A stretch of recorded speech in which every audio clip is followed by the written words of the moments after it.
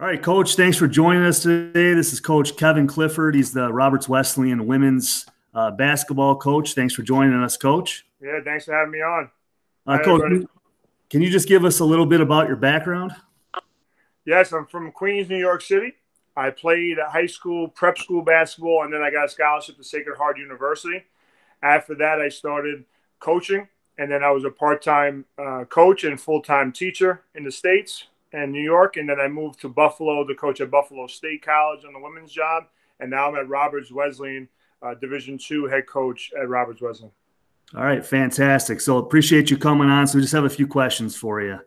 What are the main ways that you find recruits? You know, whether it's camps, high school teams, AAU, online services, players contacting you. Great question. I would say all the above. When I was at every school is different based on budget, location, and things like that. At Roberts Wesleyan, we watch a lot of film just because of where we are. And in terms of not a lot of showcases in the area and things like that. So we have to travel and then recruiting budget. So we're online. There's websites.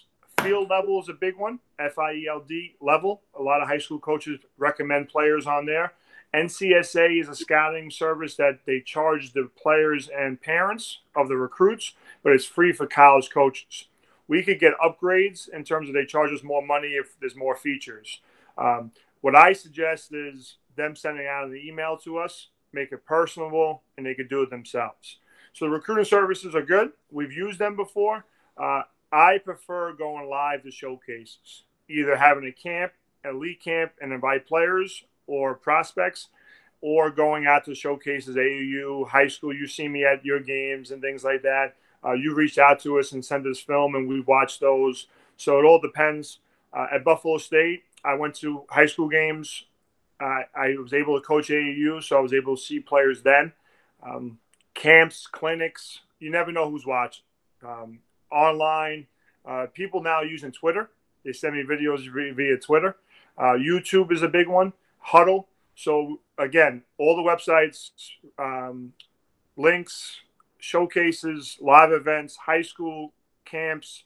AAU is a big thing now because you're able to see so many teams at one time. Instead of going to a high school game, you don't see as many coaches going to high school games. And not knocking the high schools. It's just the college AAU has become really a powerhouse in terms of that. Okay. Does social media play a role in your recruiting process? And is it common practice to check a recruit's or parents' social media accounts? I agree. I do. A lot of coaches do look at social media. I think social media could be a good thing. I use it to learn. I use it to share ideas. I use it to promote. We have a Roberts Wesleyan page. So, as long as it's being positive. I know a lot of football coaches look at it as they'll not offer a kid if they see something negative tweeted or on social media. I know they have TikTok and Snapchat and things like that now. And again, they could have fun with it, but I think they got to be careful because college coaches are looking at them. Even businesses, the fire departments, police officers, they're looking at your Facebook page, who you're hanging out with. So we do look at social media. It's not the end all be all. We actually call coaches, AAU coaches, high school coaches. We'll talk to the parents. We'll go watch them. I'm almost like an FBI agent. My fiance jokes around about it, where I really want to get to know them, who's in their circle, who they're hanging out with. The best thing about social media, what we say is if you don't want your parents to see it, don't post it. So it has to be positive. You don't want to be bashing a coach or bashing a teammate or bashing another team because that's going to be some schools don't like it. Some schools might not look at it, but majority of schools are looking at your social media. There are a lot of rules too, Coach. I don't know if you know. So, for example, if I follow someone on Twitter, I can't like their tweet until they're deposited. Or there's a lot of rules that go into it. So I try not to follow them because I might like somebody just by accident, and that could be a violation. So there's a lot of rules that go into it. But social media, it should be good, but some people use it as negative and a platform to promote negativity, and we don't want to see that as college coaches. That could crush a scholarship. They will not offer, some schools will not offer you a scholarship, athletic scholarship, if they see something posted. Maybe the first time it might be a mistake, but if they see second, third, fourth, things that they don't like, they could really use that against you. I've seen Twitter and Instagram as a way to promote videos and players. So that's a good thing. All right, the good stuff that really every young person should know, whether they're into sports or not, is just watch what they post. Yes. What should an aspiring college basketball player be doing right now during this quarantine to prepare for their senior year of hoops, and also to get noticed by a college coach right now? And is a self-driven athlete important for you when looking at recruits? Another great question. My answer is going to be different. They should be studying right now. They should be finishing up their schoolwork. I know it's an adjustment for them. I know everybody, you're going through hard times. Be safe out there. Be smart. Follow the guidelines. We all want to get outside. But when the time comes, are you prepared? So academically, we're looking at your grades. A lot of schools are looking at them for, I know my buddy coaches Division III college, and they need to have like a 4.0. They're looking at AP classes. That doesn't mean that you need to have those, but some schools are looking at those. For us, we look at academic and athletic aid because it helps with our funding. Some schools for the NCAA eligibility. So you need the NCAA eligibility number, Tom. By sophomore year, Coach, they need to get that, all right? That doesn't mean they can't get it junior, senior year if they haven't gotten it yet. But by sophomore year, our college wants you to get that. And the NCAA. It's an eligibility number. It's the old clearinghouse. When that happens, now that helps you with being able to go to a college. But grades are really important. Second thing is they should be working out. Push-ups, sit-ups, jumping rope. I just talked to you. Some people do have a hoop outside. You could do game speed shooting. You could do free throws. I see a lot of people, especially people like in Long Island, like the AU teams, they're posting things about workouts, challenges, push-up challenge. They're doing 2-ball dribbling. There's all these apps now. Home Court has an app, and there's some other apps that you could use to do workouts. So I think they need to be working out. They need to be finishing up their schoolwork. They should be reaching out to coaches. They should be emailing college coaches their videos and highlights. We're getting more and more now because now you usually be finishing up high school, graduation, and AAU, but now we're getting a lot more videos being sent out, which is a good thing. Any year could send us 2021, 22, 23, could be reaching out to coaches. Every division has different rules. Division 1, Division 2, Division 3. Division 3, they can reach out to you at any time. Division 1 and Division 2 have recruiting periods, but you can reach out to us. Don't be afraid to reach out to the coaches, and hopefully we respond, make it personal. But I think they need to be working out, Tom, making shots, free throws, dribbling. Did I answer your question? You did. You did. Yeah. And then the second part, the driven athlete, you asked me about driven. Yeah. How important is it for you when you're recruiting to make sure that they're self-driven?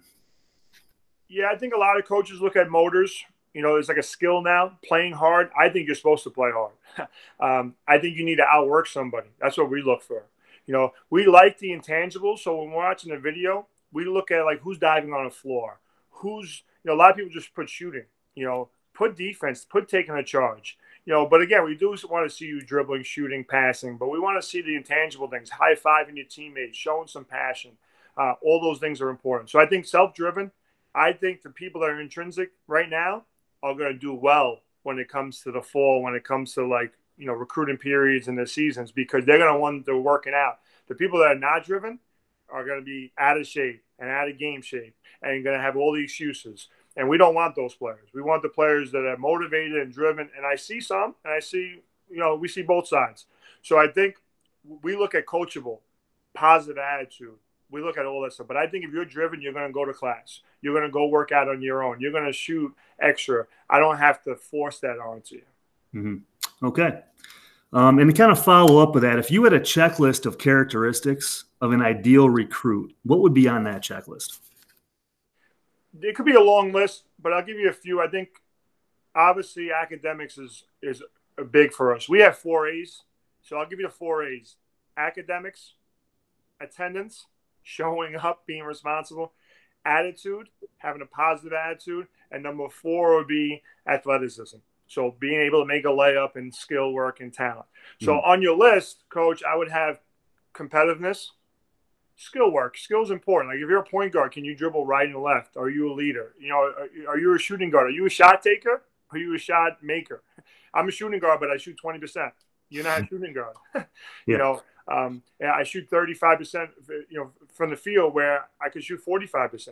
I shoot 50% from the free throw line where maybe you should shoot 70% from the free throw line. So I think those things are important. So I think being competitive, skill work, being respectful is a big value for us. Coachable, positive attitude. I always talk about positive the two things you control: your attitude and your effort. Having a positive attitude and best effort. You, coach, you talk about this probably too. Next play attitude, next game, next play, next speed. You miss a layup. What do? We want to see those things. So we look at those for a guard, or any play. We look for IQ. For our style, we like to push the ball, so we look for people that can run in transition. If you're a big girl, can you catch? Or a big guy, can you catch, finish, good hands, good footwork? So there's a lot of things we look at. But I think being a great teammate, being competitive. Are you a competitor? Not a sore loser, but are you a competitor? When you come out of the game, are you cheering your teammates on? And then I think skill, work, and talent is important. But if you have great skill and talent but are lazy, or you have a bad attitude, I'm not going to recruit you. I'm not. I don't know about anybody else. And some coaches will and some won't, depending on what they're looking for. But if you have a great attitude, great motor, great work ethic, and you have some skill, we think you could improve. Or you have great skill. That's a great combination. Right. And we recruit the parents too, Coach.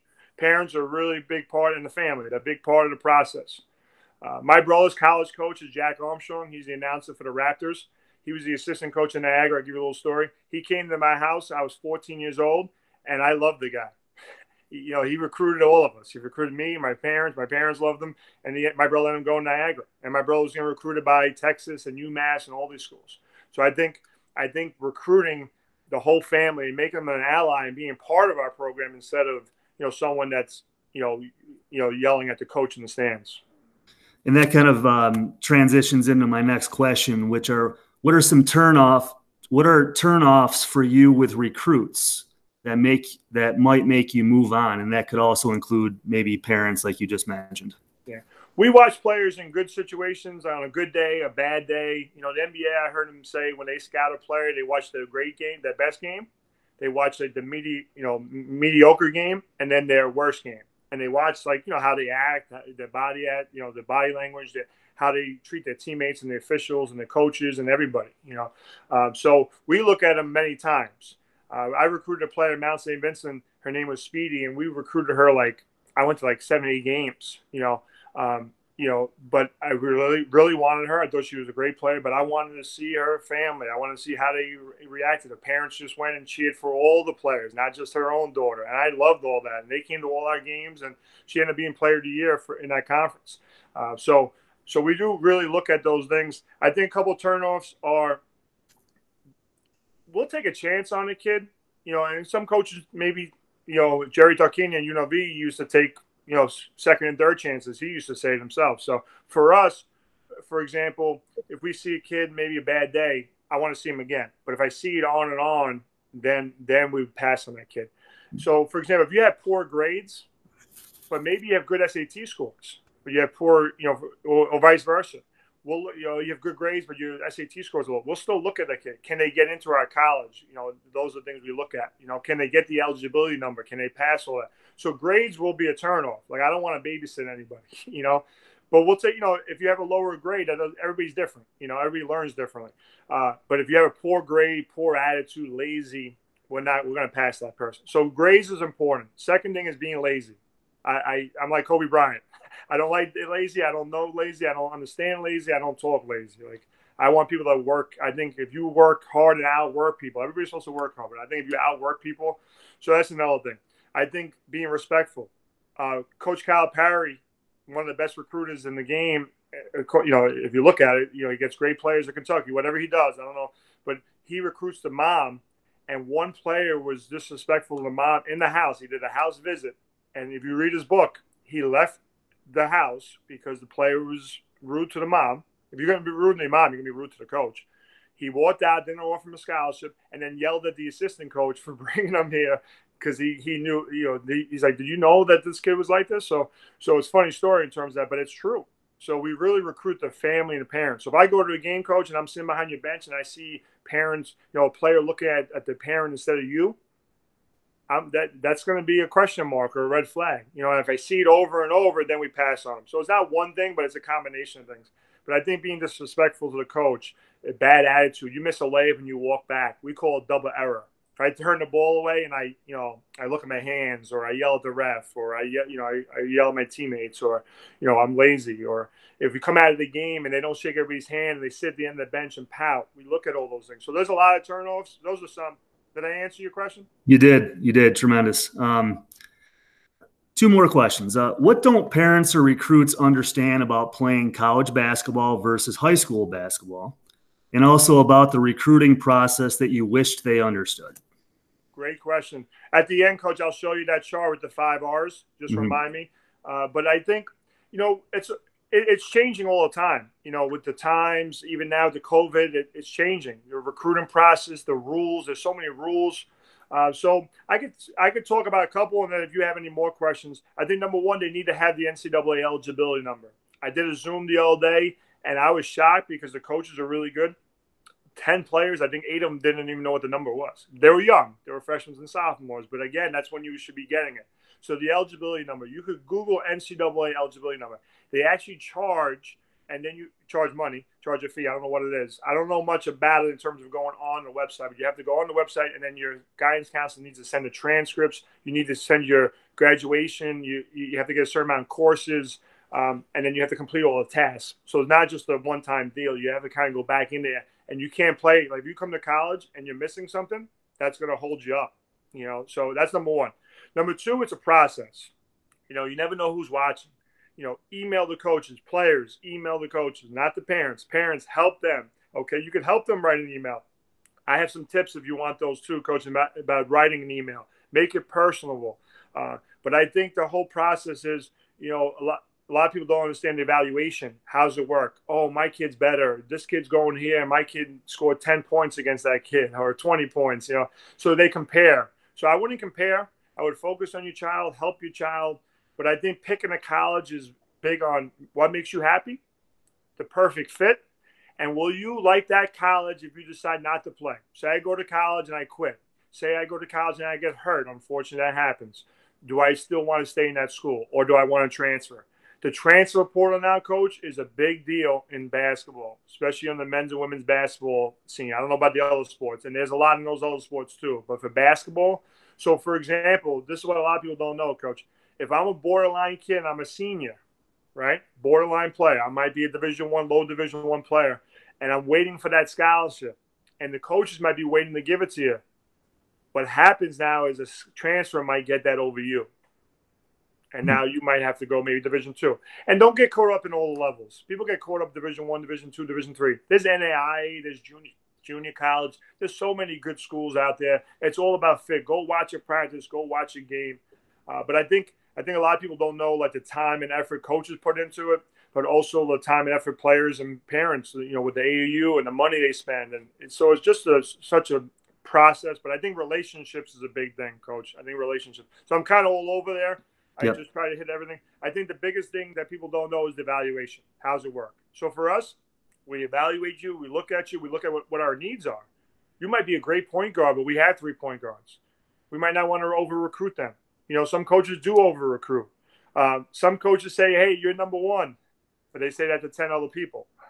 So you got to be careful who you listen to. If people say, hey, you're going to start for 4 years, we never say that. You might start for us.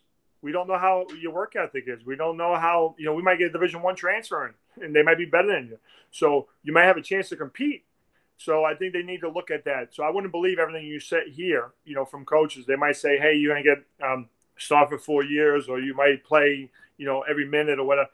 You don't know what's going to happen. So I just try to show them what plan we have for them, where they're going to be, where we see them, why we think is a good fit. But again, you never know what's going to happen. So, but I think the evaluation is really hard. Like, does that person fit our level? The way we look at it, I heard a story from Gino Auriemma. I heard it from another coach, but a parent asked the coach. It was in Long Island at an Island Garden tournament. They asked the coach, and I was walking by. We were recruiting, and they had it for the parents. It was really educational. And the parent asked, "How do I know what level my kid is? What level my player is?" And it's a great question. Some players think they're going to UConn. I talked to a player this morning, they thought they were going to Notre Dame. I said, has Notre Dame called you yet? Who's the head coach? They had no idea. They had no idea who the coach was. They had no idea. But, so you need to research the school. But the story about Gino Auriemma was the letters that you receive, emails, even handwritten notes, put them in piles. If you don't have people reaching out to you, maybe they just email you, maybe just write down a list: Division I, Division II, Division III. If you're getting 10 Division I schools, you're probably a Division I player. If you're getting 10 Division II colleges or 20 and you get one Division I, maybe they saw you on a good day. That doesn't mean you can't make a Division I school, but I think the letters really indicate where you belong. So, for example, because I'll give you an example, if the MAC schools, Canisius, Iona, Niagara, if they're recruiting you, right, and maybe a mid-major comes in and then they send you a letter, just maybe they send you a general letter, come to our camp. That doesn't mean they're recruiting you, but maybe they're interested. They know who you are, which is good, but you probably belong in the MAC because that's where you're going to do well. That's where you're going to play. And I think a lot of players want to play now. They don't want to sit the bench. So go where you're going to play and where you're going to have fun and where you can help the team. Great answer. That was actually my last question, was about the D1, D2, D3. So I did a great job foreshadowing that. I know you have a board behind you. Yes. With some things that we'd like you to show, if we can get that on camera here. You want me to put it back down where? Let me put it back down where I have it. Give me 1 sec.